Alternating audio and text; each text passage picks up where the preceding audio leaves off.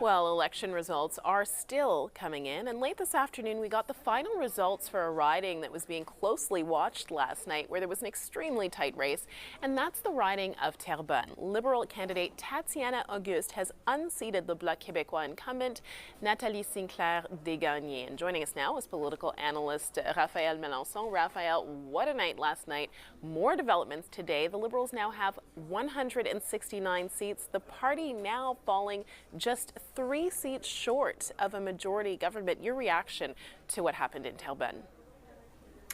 Well, it's a historic victory, of course, for the Liberals, because the riding of Terrebonne had never been a red Liberal since the 1980s, since more than 40 years, actually, Maya. So, of course, this was really not expected. It's a stronghold, very sovereignist area on the north shore of Montreal. We really expected the Bloc Québécois to pull a win there, but to lose that to the hands of the Liberal Party, really, it's very bad news for the Blocistes, and it's also very bad news, I would say, for the leader of the Bloc Québécois, François Blanchet, who has lost 1/3 of all the seats they had in the last Parliament. 1/3 of these seats have gone to the Liberals mainly. So, of course, this is going to be certainly raising questions internally within the Bloc Québécois regarding the leadership of François Blanchet. Is he still the man to lead that party for the next few years and up until the next election? Well, speaking of party leaders, quite a story for the Conservatives last night.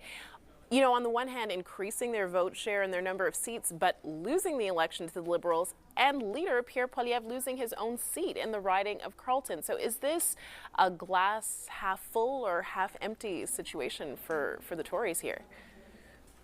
Well, I'm an optimistic by nature, Maya. So I would say if I were the Conservatives, I would see the glass half full right now, because if you look at the detailed results, they got throughout the country, they got more than 41% of the total vote, and this is even better than what Harper was able to get in 2011 when he secured a majority in Parliament. So technically, if it were a normal election in normal times, they should have been back to power today, the Conservatives. But what's happening here, it's circumstantial. It's mainly because, of course, the Trump effect in Canada, the fact that a lot of Canadians voted for Mark Carney because they saw him as the most qualified to lead the country in times of crisis.